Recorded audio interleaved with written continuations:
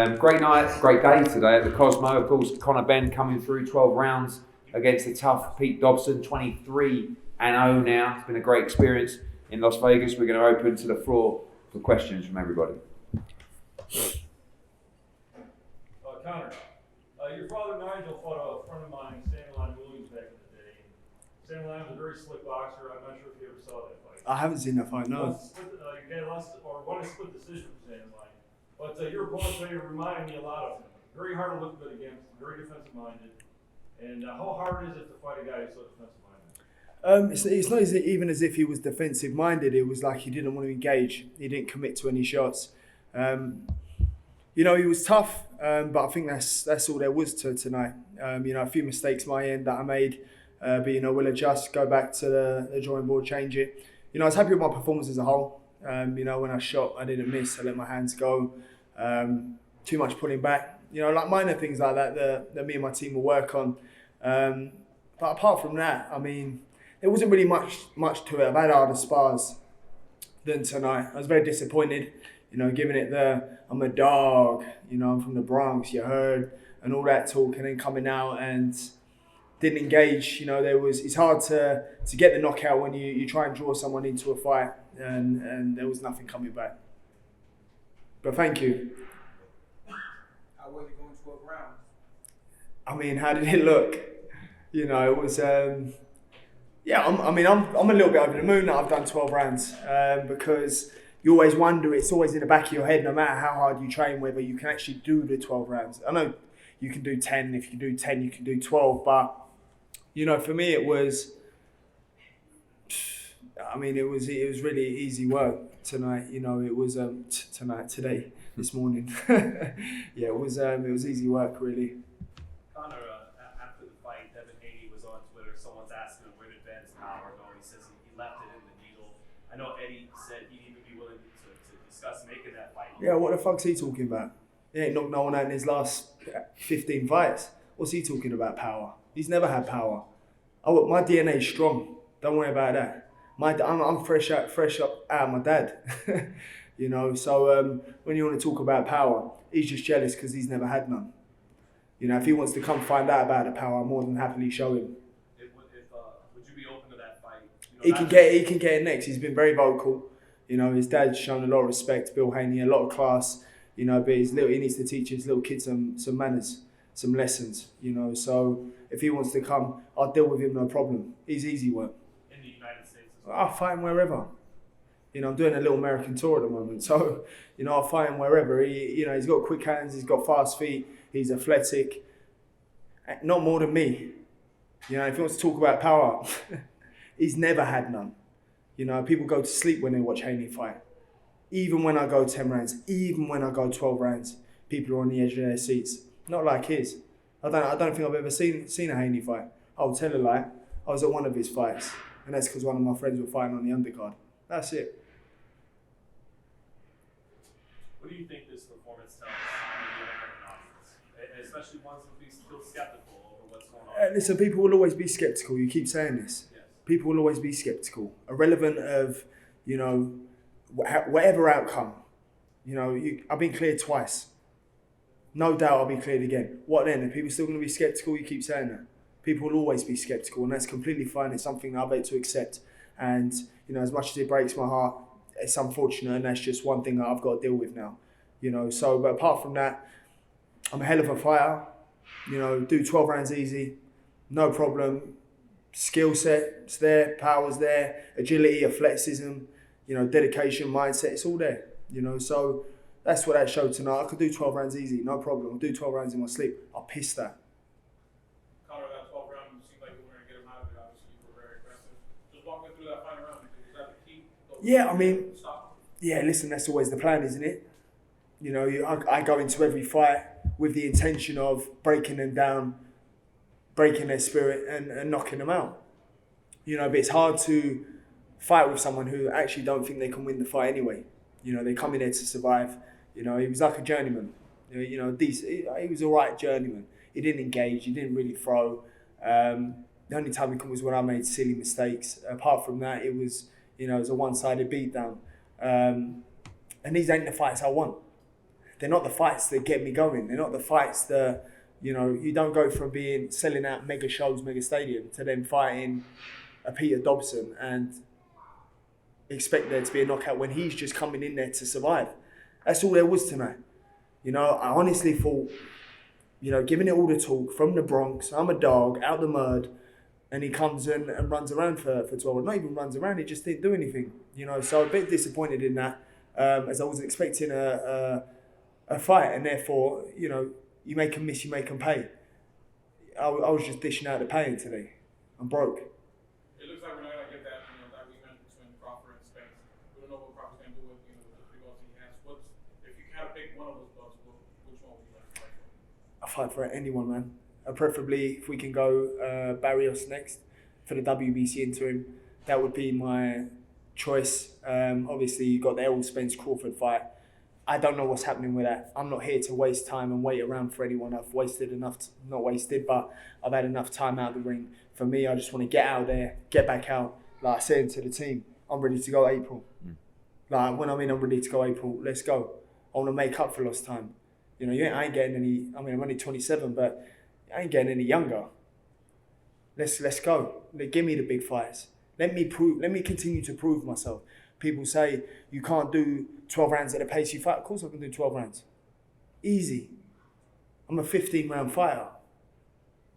And that's how we prepare diligently hard in the sim stable, the Matchroom sim stable. So 15 rounds, no problem, easy one. Do you have a message in Spanish for more bars who's watching this? Soy listo.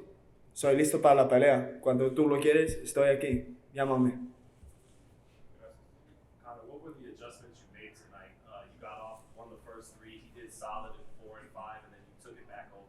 What were the adjustments made to take control of the fight? It was like sparring, man. You know, it was like there wasn't really much in it. There wasn't like really much adjusting apart from just me doing what I wanted to do in there. There was no respect in there. It was, you know, it was very one-sided. As soon as he shaped up and started moving around the ring, I was just like, I get annoyed because it's like, is this what you're bringing then? Is this what I got to do for 12 rounds? The only thrilling parts was when I was throwing punches.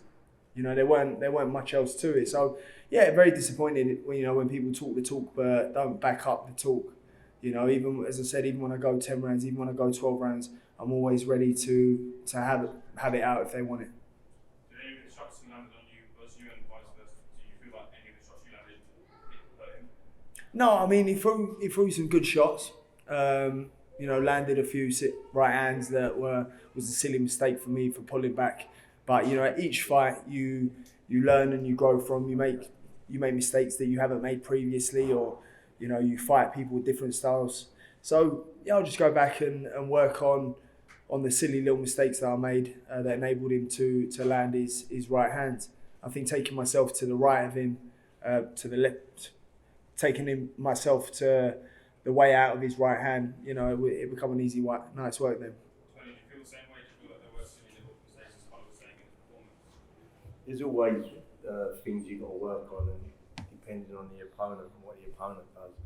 He was very defensive minded, and he was quite difficult to land clean on. So you know, there's always stuff that you got to work on. It's good to have fights like this to look at the fight, rerun it back, and then just work on little minor adjustments really. But I thought it was good for Conor to get the 12 rounds under his belt tonight. And just by magic, Bill Haney's turned up. Bill, how are you? Somebody looking for us. We're ready. Okay. We're ready. Congratulations, Conor. I appreciate that, sir. Thank you. Listen, I know this probably wasn't the performance you would like, but we know that you're a real player in the game, so I want to come over here and tell you congratulations. You know, Come. you do something. So you know I'm keen for that fight. Okay, listen, all due respect, brother. No, You know what I mean? Thank you. Absolutely. I appreciate it. Hopefully, Listen, I'm ready to go. all respect to you and your family. You guys are legends in the sport, and of course it would be an honor and a pleasure if that time presents itself. And you know what I mean. Thank you. Thank you. know what I mean? Thank you guys for inviting. I appreciate it. Congratulations. Thank you. What do you think you guys think of What, we're going to ignore the elephant in the room? I don't care about Eubanks, man. He's an idiot. Like, he's just an idiot. I ain't got no time for him. There's nothing to say. You know, he is what he is, and I am what I am. You know, and I'm a proper fighter. You know, I come for it. Always deliver. Always intend. Don't make up excuses. If I've had a bad night, I've had a bad night. If I've had a good night, I've had a good night. I am what I am, and what you see is what you get. And if Conor would like the Barrios fight for the WBC, how do you get on about realistically making that when Barrios is a PBC welterweight? Well, he's not. When you say he's a PBC welterweight, he's not under contract with the PBC, so he's a free agent. But there is talks about a boots Ennis fight for him. So what we've got to do is we've got to pay him more money than he'd be getting to fight Boots Ennis. Because, you know, I think Conor's one of the best welterweights in the world, but Boots Ennis is a very, very good welterweight also. So if Barros thinks that Conor might be an easier fight, maybe he'll take that fight. But he's just an example of the names that we need, you know, to address. I've done a couple of interviews 10 minutes ago where I said tonight is the last time I talk about Chris Eubank Jr., right? Until he signs a contract. Until then, I'm not talking about it anymore. Because I actually can't understand why this guy, I mean, he called him an idiot. You're either an idiot or you're scared. Because people keep talking about Chris Eubank Jr. Oh, you know, he shouldn't be made to make 160. He's 160 pounds. What about Conor Benn coming up 2 divisions to fight a middleweight? So when you talk about the legacy of British boxing, Eubank against Benn. I mean, unfortunately, the Eubank side never gave Nigel Benn the 3rd fight after a very questionable 2nd fight. We mustn't lose out on this fight. But I just like, when you're getting 3 times as much money to fight another middleweight or a big name, and you're still refusing to fight Conor Benn, you're either stupid or you're scared. So I'm not sure which one it is, but after tonight... He's an idiot. Not scared? No, he's an idiot. So that's it. After tonight, I'm never mentioning it again until the fight ever gets made. But I'm not, even our own broadcasters saying, Eddie, can you please just stop trying to make the Eubank fight? This guy obviously has something, you know, nightmares or... What's worse, being scared or being an idiot? Like, which one? Being an idiot. I don't think he's scared. I think he's a tough kid. But how can you not have a sensible conversation? Imagine like Dana White said to me tonight, loved the night, loved your performance as well. He's like, and that is it. That's the end, the last time ever until we make the fight. Yes, Cynthia. Conor, you made your rounds here in Vegas and Viva Las Vegas. How was your debut? And also for Dana White to be sitting and Amir Khan here. I mean, it's not the UK, but it's Vegas. Yeah, I mean, you had Cody Garbrandt, Jimmy here, Katie Taylor, Leonares, Amir Khan, etc. So, you know, for me, it's Dana White. It's a blessing, man. I felt like fighting in Sin City in Vegas. It's a dream. It's every young man's dream. It's every fighter's dream. You know, to not only fight in Vegas, but to be headlining and have these celebrities turn out to come and watch you fight. It's overwhelming. You know, I looked at it earlier and I was just like, yeah, like this is, people come to know what they're getting. You know, people know what they're coming to see, and I make sure they don't leave disappointed. I make sure that people go, yeah, that was a good fight. He was a tough guy. And that's how I always want it to be. If it goes 12 rounds, I want people to go, he was a tough guy. You know, it was nothing to do with anything else apart from, damn, he took some shots. You know, and if they take him, you're not going to knock everyone out. And that's fine. But, you know, I'm always about putting on exciting fights. You think with Dana White, obviously in boxing with Tom Loeffler, do you guys think that you'd start working with him in boxing? Eddie, Conor? What, is it me getting kneed in the head? Yeah. I just think Dana would find boxing so frustrating. Because honestly, it's so frustrating. I go back to the person I'm not talking about anymore. But it's just like, I just bang my head on the table. And I think he likes to be able to, you know, and he's always been very courteous to myself and the team. And thank you for him allowing Tony and his boys to train at the UFC Centre this week, which is just a facility that we would die for in boxing. Like, you know, they are the levels. Like Conor looks up to, although he wants to fight them, but the Crawfords of this world, I look up to Dana and the UFC as a business and promote like that. It's an amazing business, but they do have the ability, which we're very jealous of, to just say, you versus you on that date, goodbye.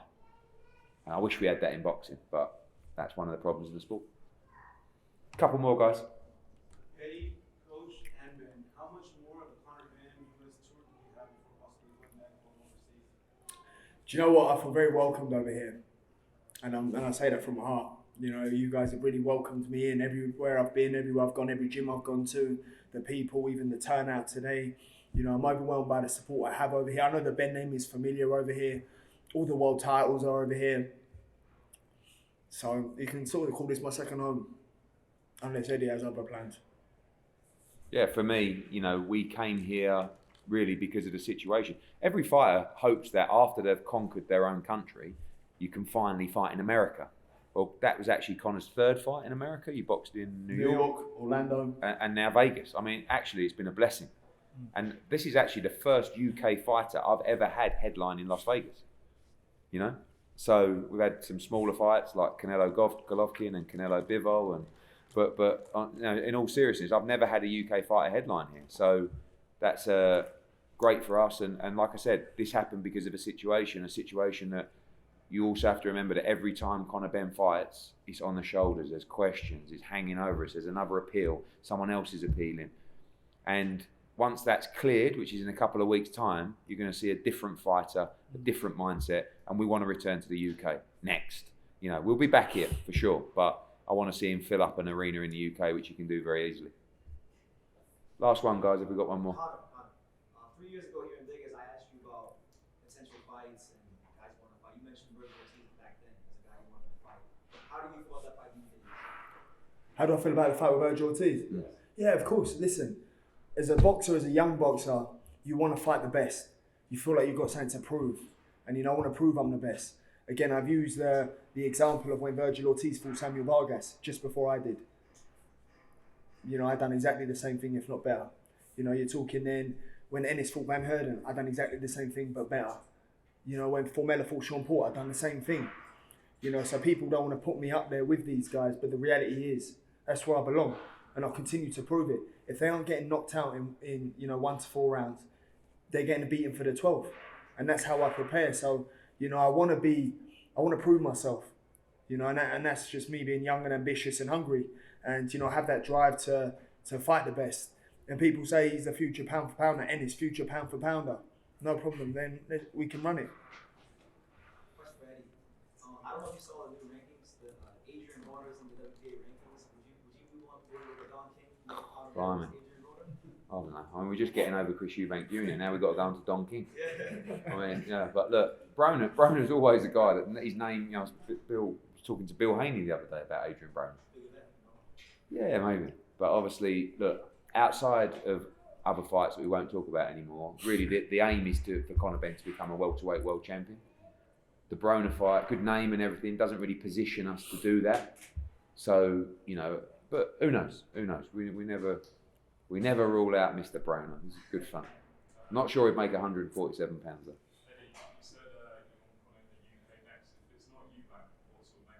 I like Liam Smith. I like Kell Brook. But it doesn't have to be a Brit. I mean, we can bring over a Brit. Don't forget he's having to go to Orlando, to Las Vegas. I mean, today he had to box at 2:00 in the afternoon. I mean, we started the show at 10 a.m. And the reason we did it for Conor Benn. Because where he's getting frozen out, we've had to ourselves invest, do something different. We must have in prime time for a UK audience, which we did tonight. So thank you for everyone for coming at an unusual hour, and I really enjoyed it actually. It's nice to be able to throw home, we could all actually have a social life. You can go home to your families and have some dinner tonight, and maybe this is a thing for the future. We did it without even realising.